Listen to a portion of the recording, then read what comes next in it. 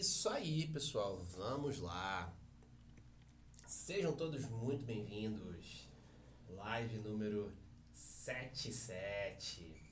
Hoje decidi fazer uma configuração um pouquinho diferente aqui. Então, tô com a câmera aqui pro YouTube aqui na minha frente, celular aqui do lado. Fiz um cercadinho aqui pra mim, tô com a tela do meu computador, a segunda tela, e daí a gente vai conversando por aqui. Então, vamos que vamos, muito bom dia, bastante coisa acontecendo no mercado, tá? Ontem, a gente não pode deixar de comentar, ontem a gente teve ali um dia realmente muito caótico no mercado.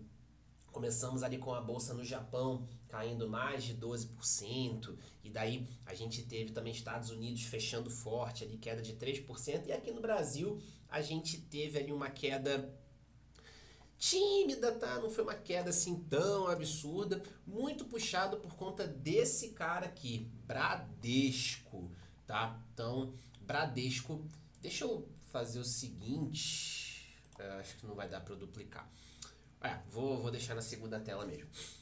Bradesco fechou aí alta de 12% no lucro. Ontem Bradesco saltou aí mais de 8% no pregão. Então foi a ação que acabou puxando para cima o nosso Ibovespa. Talvez se o resultado de Bradesco não tivesse vindo tão forte, a gente tivesse ali talvez uma queda mais acentuada. E aí, enfim, que fique claro que não é recomendação de compra ou venda do Bradesco, tá? Mercado gostou do que viu, a gente teve ali uma melhora nos números, teve uma melhora no PDD, tá? Provisionamento para devedores duvidosos. Esse é um ponto importante para você analisar quando você tem ali análise de banco, tá? É um critério para você buscar, se você está procurando investir numa ação ali de banco, esse é um critério para você olhar PDD, porque isso acaba impactando o lucro do banco. Então você tem ali o provisionamento para devedores duvidosos. Se a PDD está alta, você está fazendo um provisionamento, ou seja, você está guardando um dinheiro maior ali por conta de devedores duvidosos. Então isso acaba trazendo um certo estresse, um certo receio no mercado, e daí você acaba vendo ali uma... Deixa eu jogar só esse cara pra cá. Isso. E aí você acaba vendo ali, tá, uma diminuição do lucro. E aí o mercado acaba ficando um tanto quanto preocupado com relação a isso. Beleza? Então, o Bradesco veio com um resultado aí bem interessante e acabou contribuindo para que a nossa bolsa não caísse. O que é importante comentar sobre tudo isso que aconteceu ontem? Tá? Queda lá no Japão, queda nos Estados Unidos, uma queda tímida aqui no Brasil, mas de toda forma a gente teve. É importante a gente entender o que está por trás de tudo isso. Uma frase que eu sempre falo, ontem eu estava dando aula, falei, e em live aqui eu falo direto. Mercado é baseado em expectativa. Então, se eu tenho uma expectativa positiva, o mercado vai valorizar. Se eu tenho uma expectativa negativa, o ativo vai desvalorizar. Vejam, por exemplo, Bradesco. Bradesco soltou um balanço que veio acima do consenso do mercado, veio com números melhores do que o mercado estava projetando, do que os analistas estavam projetando. O que aconteceu? A ação valorizou 8%. Tá? Então, o mercado ele é baseado em expectativa. E aí saíram os dados de emprego dos Estados Unidos na sexta-feira. Os dados vieram abaixo do consenso dos analistas, do que era esperado. Então já se cria ali uma sensação de que os Estados Unidos vão entrar em recessão. Meu Deus, a maior economia do mundo em recessão, como é que fica? E daí você já gera todo um pânico ali no mercado.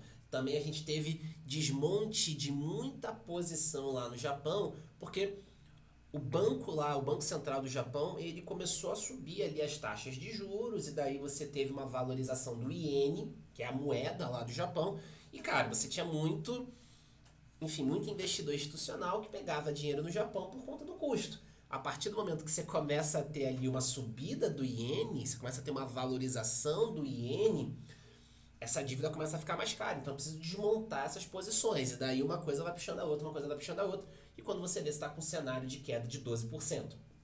Então, teve essa movimentação no iene, teve esse medo ali com relação aos Estados Unidos. E aí o que é importante a gente olhar?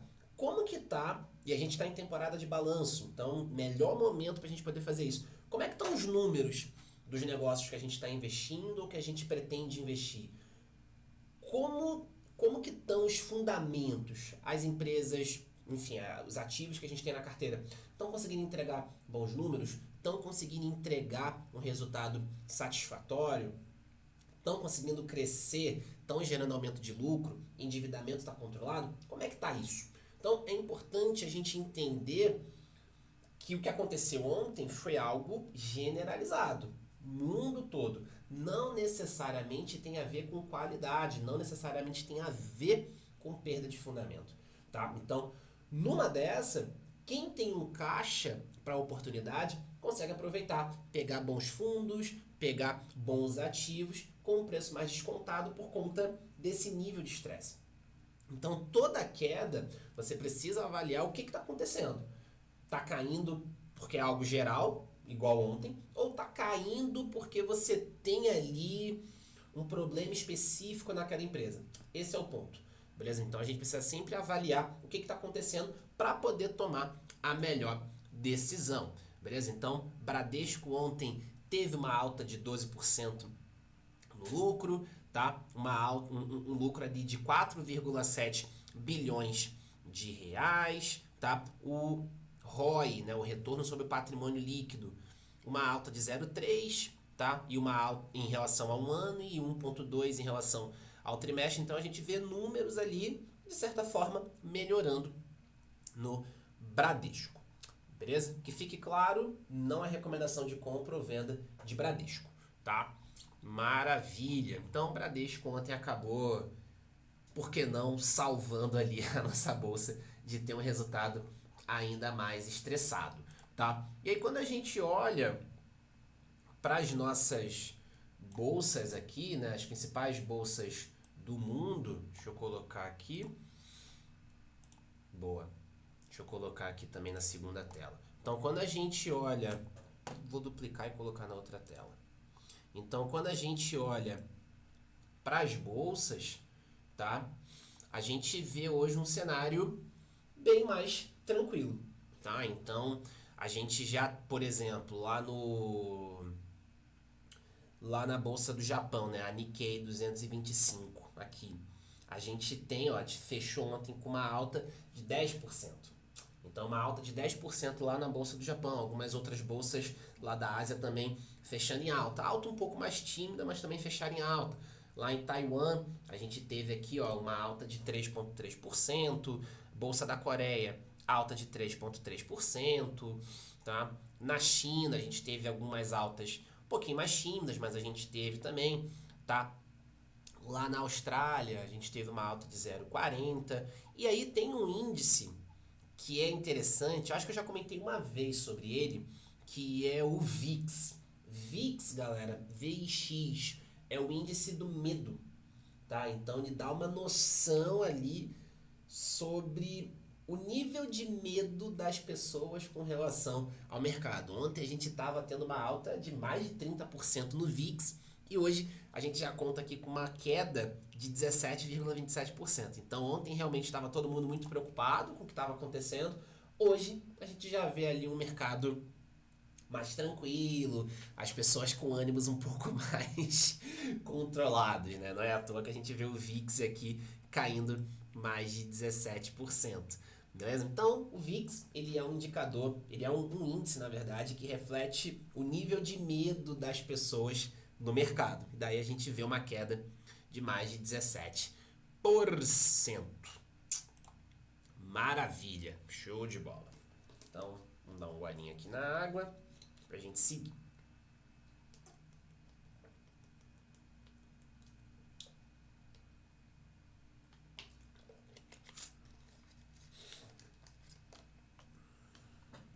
E como a gente tem falado, agora vindo aqui para os nossos fundos imobiliários, como a gente tem falado aqui, a gente vê uma certa abertura ali da janela de oportunidades. Então a gente tem aí mais um fundo imobiliário fazendo, mas na verdade mais um fundo fazendo emissão de novas cotas, não é um fundo imobiliário, é um fiagro fazendo emissão de novas cotas.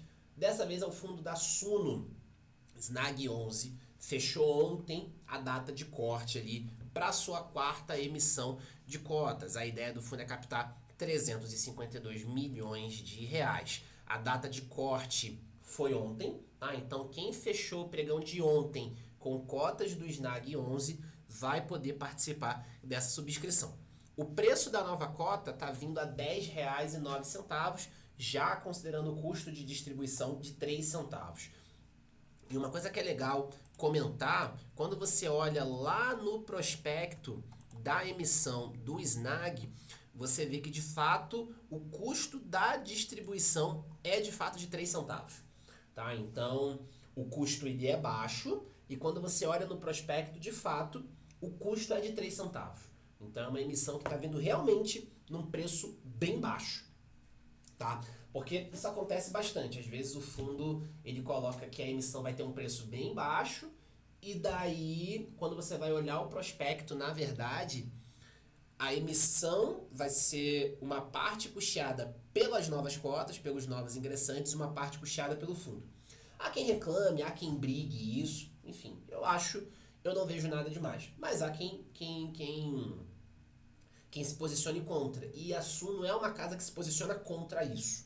Tá? Já tive a oportunidade de ouvir alguns profissionais da casa e de fato os caras são contra isso.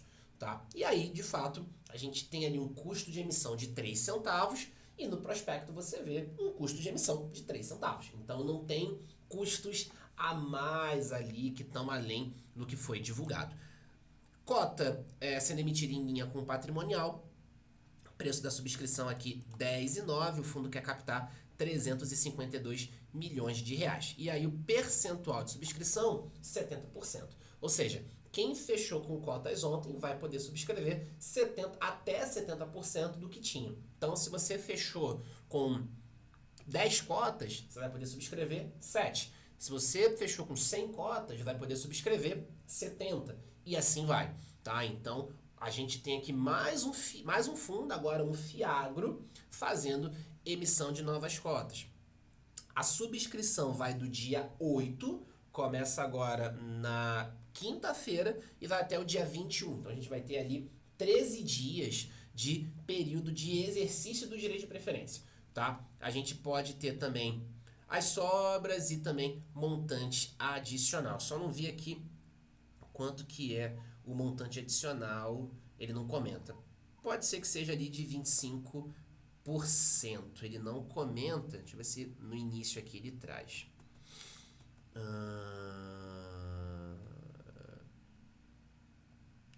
Valor total da oferta. Montante mínimo. Montante mínimo é de R$1 milhão.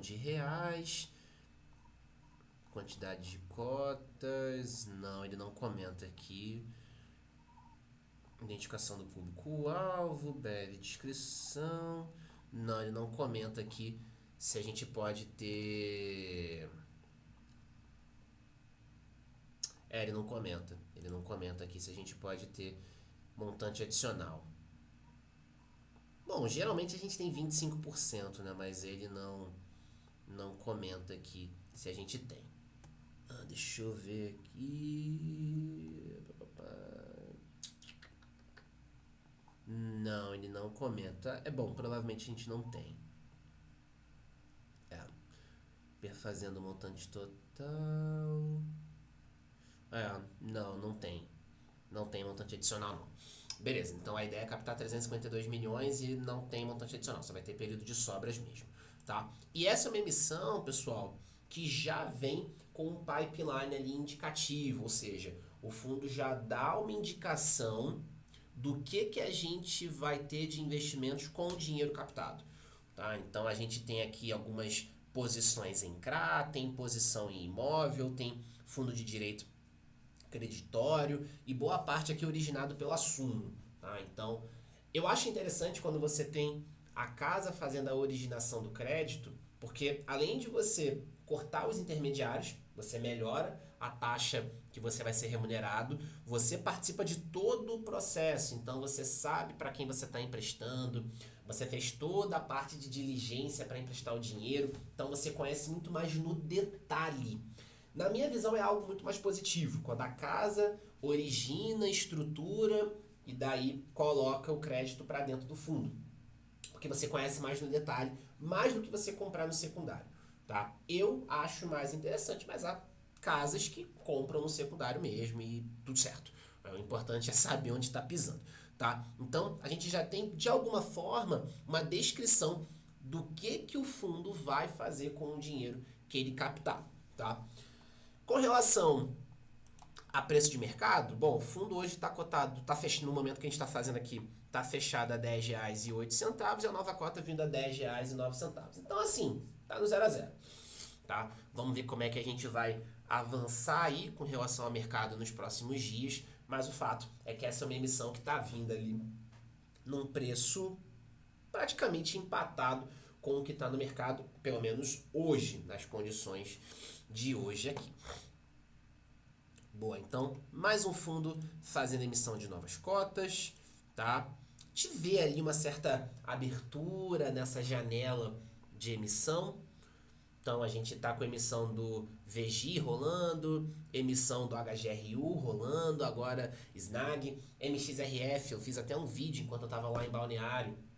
O fundo fechou ali 1 bi de captação, conseguiu captar o objetivo, e 25% de montante adicional, então o fundo fechou a 1 bi de captação. Eu até fiz um post lá no Twitter falando que o MXRF se juntou ali ao BTLG, ao XPLG, ao KNCR, que conseguiram fazer emissões ali superiores a 1 bi, igual ou superior a 1 bi. E vale comentar que o XPMR fez isso 2 vezes, tá? Captou 1 bi e depois captou 1 bi e 800. Então, realmente, o mercado estava muito aquecido para fundos imobiliários no início do ano, tá? Aqui, uma matéria que saiu, tá? Sobre carteira de fundos da XP para o mês de agosto, beleza? Então, a gente tem aqui MCCI, Fundo de Papel da Mauá, RBRR, Fundo de Papel da RBR, Capitânia, CPTS, KNCR, XPCI, CVBI, TIGA, Fundo de Desenvolvimento, LVBI, BRCO. Já cheguei a fazer um vídeo comparando aqui LVBI e BRCO. São 2 fundos bem interessantes em termos de fundamento. Vale a pena também dar uma estudada, até como uma forma de fazer uma diversificação ali fora de HGLG, BTLG e XPLG. Então, são 2 outros fundos ali interessantes do segmento de logístico, que valem a pena dar uma estudada também. A gente tem XPLG, PVBI, fundo de laje, TEP11. TEP é um fundo que eu tenho gostado bastante, tem uma boa liquidez, teve uma redução no dividendo e isso já estava mapeado, tá? O relatório gerencial já trazia isso. A gente teve um período de 4 meses, acho que vale até a pena comentar isso aqui. A gente teve um período de 4 meses ali, onde o fundo pagou um dividendo mais alto, beleza? Isso porque gestão ativa, o fundo tinha vendido algumas posições que ele tinha lá no Condomínio São Luís, aqui em São Paulo, e daí o fundo ficou ali 4 meses pagando um dividendo mais alto e depois ele voltou para o patamar operacional dele. Isso já estava previsto de acontecer no relatório, e daí na segunda-feira, o fundo tomou até uma... Minto. Na quinta-feira, o fundo anunciou na virada do mês, e aí na quinta-feira o fundo estava tomando uma queda considerável no mercado, mas essa já era uma condição que estava projetada para o TEP. Ele iria distribuir por um tempo um patamar mais alto de dividendos, acima de R$1, e depois ele retornaria ali para o patamar dele de 70, 80 centavos. Isso já estava previsto. Não à toa, a projeção do TEP11 é manter esse dividendo ali entre 75 e 81 centavos. E daí ele pagou 78. Vamos ver se ele vai manter dentro dessa projeção que ele fez e continuar nessa linha. Tá? O fato é que a gente tem aqui um fundo bem interessante que teve redução do dividendo, mas isso já estava mapeado no relatório. Então, por isso que é importante a gente olhar o que a gente tem ali de composição de dividendo. Inclusive, essa é uma das aulas que eu tenho lá no meu curso de fundos imobiliários. É importante a gente olhar o que a gente tem de composição de dividendo para que a gente possa saber, poxa, aquele dividendo está suportado pelo operacional, tem caixa, tem gestão ativa. Por que aquele dividendo está naquele patamar? Porque quando a gente tem uma queda, a gente não é pego de surpresa. E aí, isso linka com o que eu falei mais cedo sobre a reserva de oportunidade, quando eu falei das quedas de ontem. Se você tem uma grana para oportunidade, por exemplo, e daí o fundo anunciou um dividendo menor, algo que já estava mapeado no relatório, algo que já estava previsto de acontecer, o fundo foi e anunciou um dividendo maior.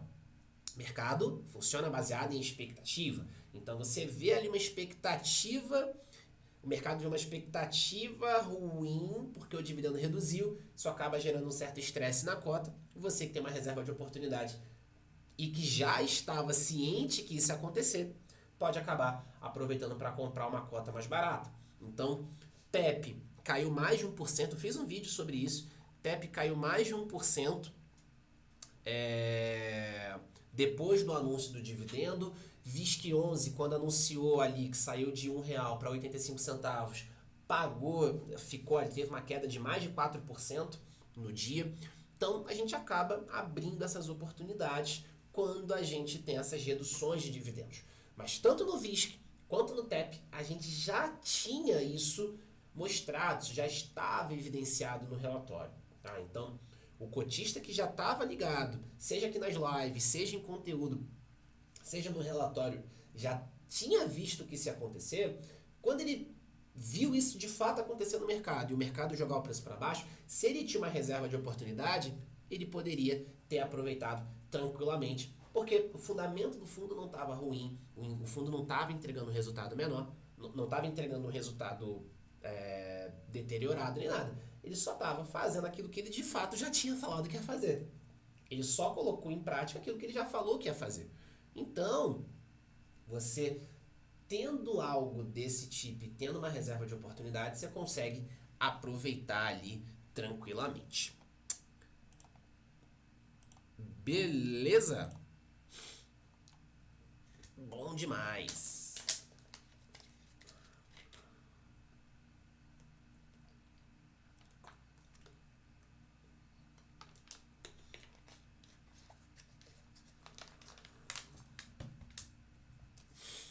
Então, galera, é isso. Temporada de balanços rolando aí também. Vamos ver.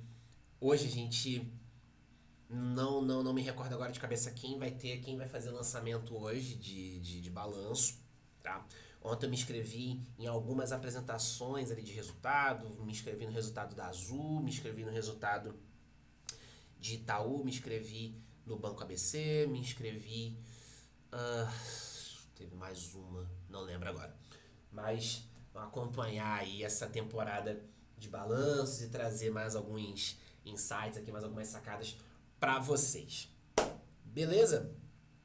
Então, galera, era isso que eu queria trazer aí para hoje, comentar um pouquinho sobre o que aconteceu ontem, tá? Comentar um pouco aí dessa emissão do Snag, sobre a carteira ali da XP. Então, conteúdo entregue aí, mais uma live feita. Acho que eu vou começar a adotar esse formato aqui, tá? Esse formato mais circular aqui, o celular numa ponta, computador na outra, outra tela aqui na outra, que daí consigo olhar para cá, consigo, enfim, né, projetar tudo aqui, mostrar, e é isso.